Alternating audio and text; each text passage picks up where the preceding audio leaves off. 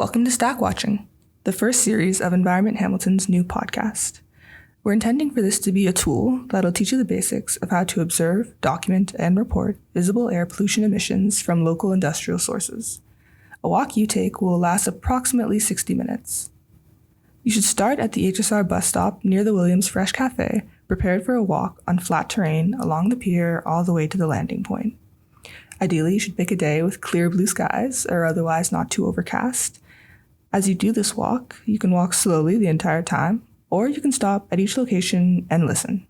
Either way, this series will give you the descriptors about where to start and where to stop, so you're oriented the entire time. Right now, the Pier 8 Marina should be to your left, the parking lot to your right. You should be looking towards the Burlington shoreline on the sidewalk in front of the bus stop, and you can start down the oak-lined walkway.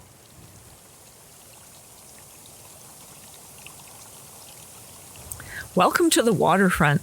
Hamilton Harbourfront has not always been accessible to the public.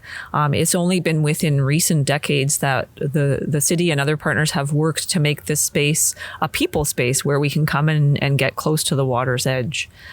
So we're down right near the Williams Coffee Pub, and this has been a wonderful addition to the waterfront area. You can now come down here and have a coffee. You can sit inside in the winter or out on their nice big patio in the summertime. I always like to share the story about when the Williams first opened, and I'm sitting on the side patio enjoying a coffee with my mom, and the two of us both laughed and said, there was live jazz playing as part of the opening, and we both said, this is incredible. It doesn't feel like we're in Hamilton. So it's been a really nice transition over time to creating a space that people can come down and enjoy. It's also worth noting that the Williams Coffee Pub building on the upstairs houses the office of the Bay Area Restoration Council, and BARC is the public advisory committee for the Hamilton Harbor Remedial Action Plan.